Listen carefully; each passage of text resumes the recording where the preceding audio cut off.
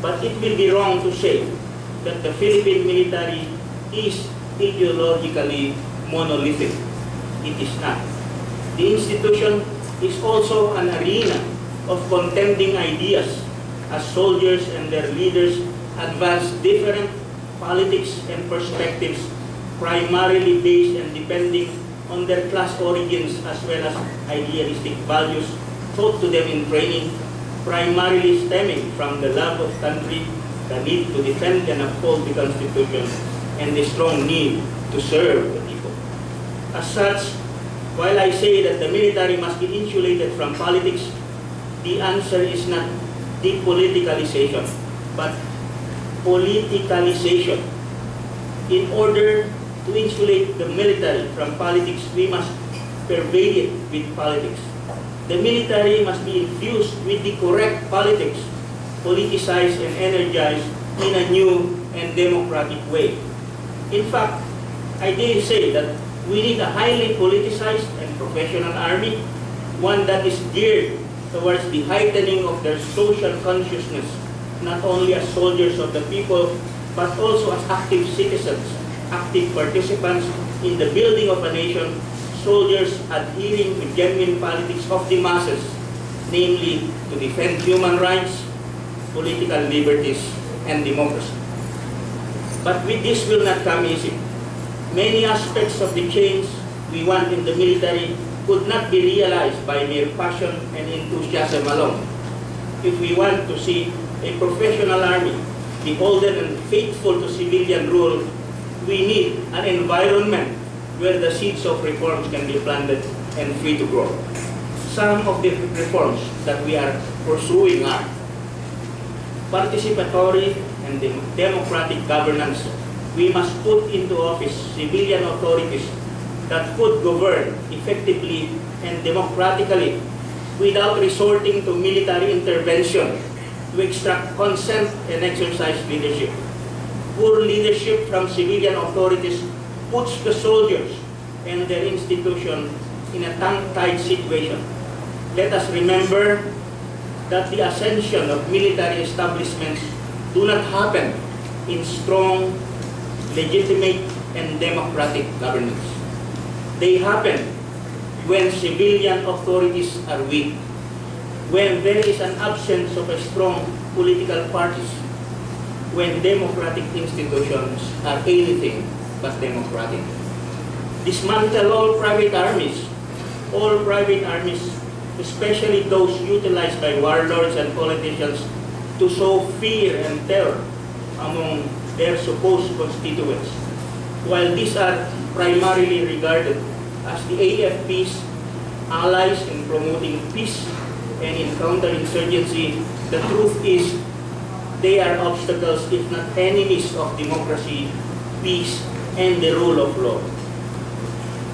Make to account all those in the military involved in countless cases of extrajudicial killings of journalists, political advocates, and innocent civilians.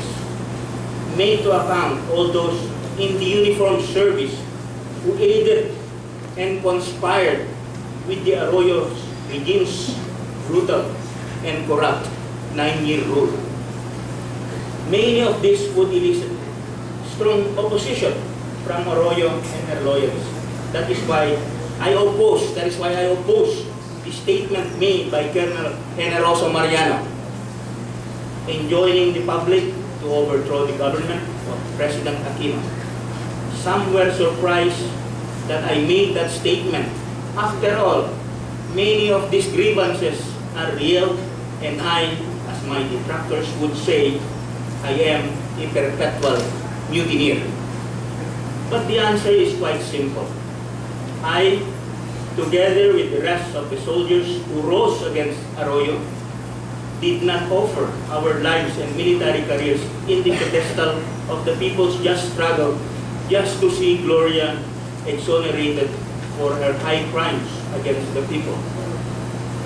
Whatever his motivation was, the Arroyo camp to destabilize the new dispensation and derail our efforts of realizing reforms is now using this.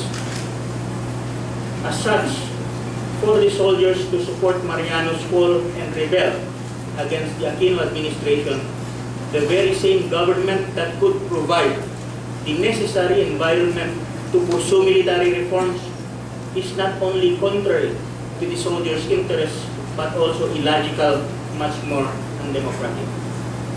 Malayong-malayo ang nakaraang reiming Arroyo sa administrasyon ni Presidente Aquino. The former administration used and abused the uniform service. This new government, for all its alleged weaknesses, is at least providing hope while helping us restore integrity to the military profession.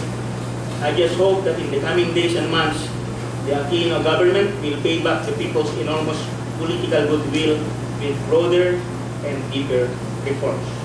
The people deserve no less. Thank you.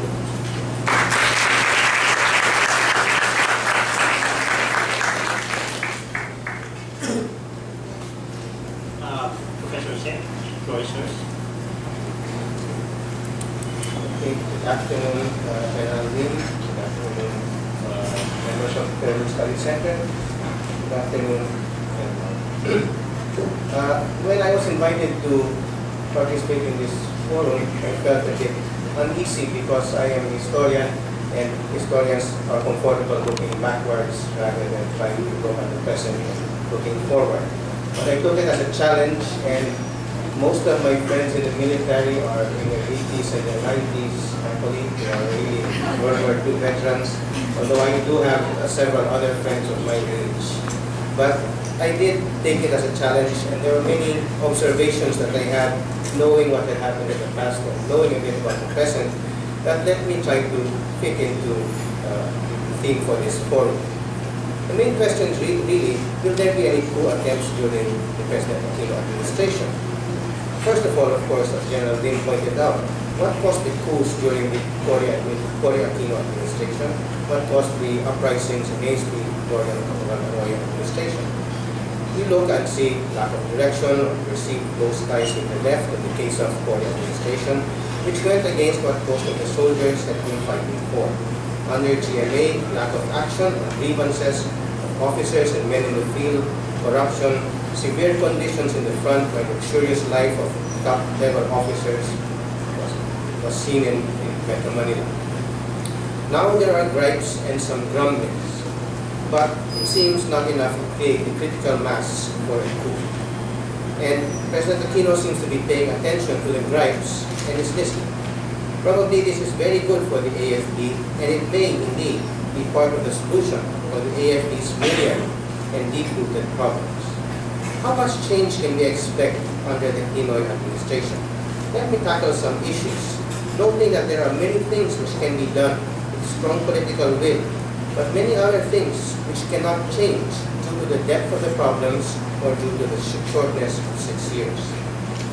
One issue during GMA's presidency was the so-called revolving door policy adopted for the Chief of Staff of the AFP. Due to this, there were around 11 Chiefs of Staff during GMA's term.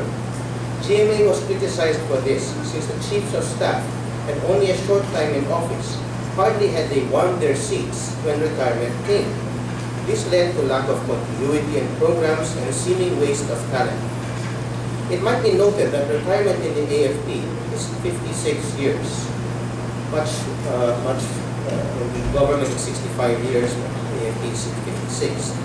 When Pinoy became president, changes were discussed. Instead of the revolving door, a fixed term for the Chief of Staff was contemplated, thus allowing for continuity. But hardly into his second year, Pinoy has already had 2 Chiefs of Staff, one appointed last year and the other earlier this year. The tradition in the AFP, it seems, is to appoint the most senior qualified officer in the AFP. In so doing, the most senior will also be due to retire in a few months. In fact, the current Chief of Staff, General Oban, is due to retire this December, and Pinoy will have to choose his third Chief of Staff. How much of this is within Pinoy's control and how much of this is AFP's is a question that has to be resolved.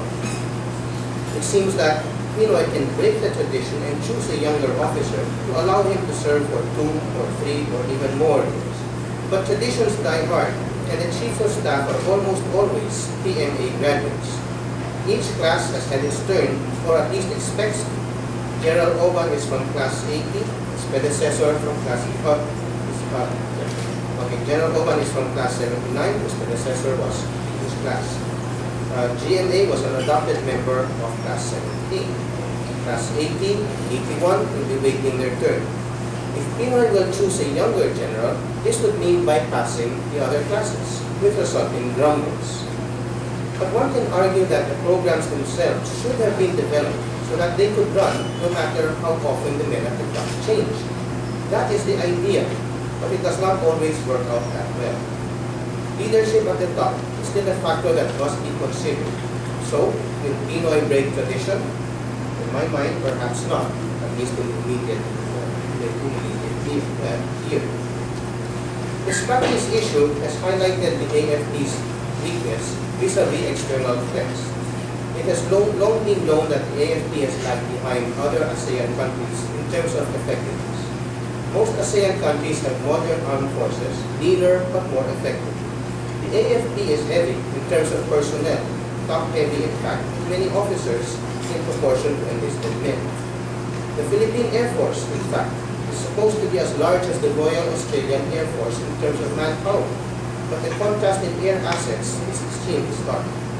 The Philippine Air Force has virtually no aircraft of strategic value, and the major function of the AFP has been to suppress internal threats, the Muslim separationist groups, and the New People's Army. Now that China is claiming the whole of the Spratleys, there is little challenge the AFP can put up. Pinoy acted by sending our biggest warship there, the RP Raja Umaga.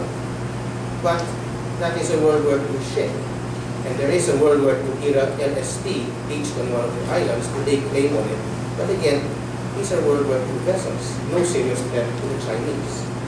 Under Pinoy, however, I think we can expect to see more aggressive weapons upgrades.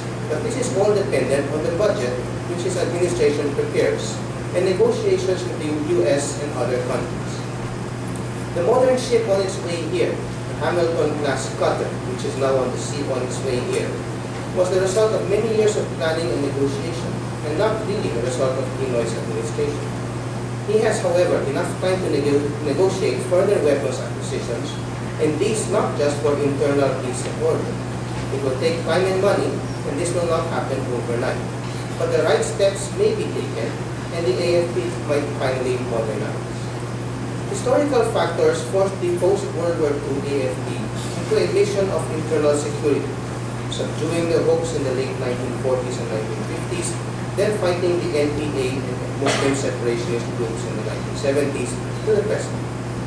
In earlier years, the US bases provided some protection, though not guaranteed, from foreign aggression, although critics argued that the bases attracted such foreign threats.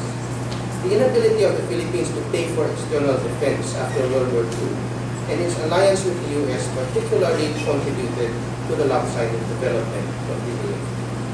With the removal of the US bases, the AFP was left hanging, so to speak, as it lost major sources of funds and equipment. Pinoy can move the AFP to a more independent posture, but this will require much money, which the country will not be able to afford. So I think a strong dependence on the US will continue, at least until the twin insurgencies are dealt a decisive blow, which will, if it happens, allow the AFP to shift its attention away from domestic issues.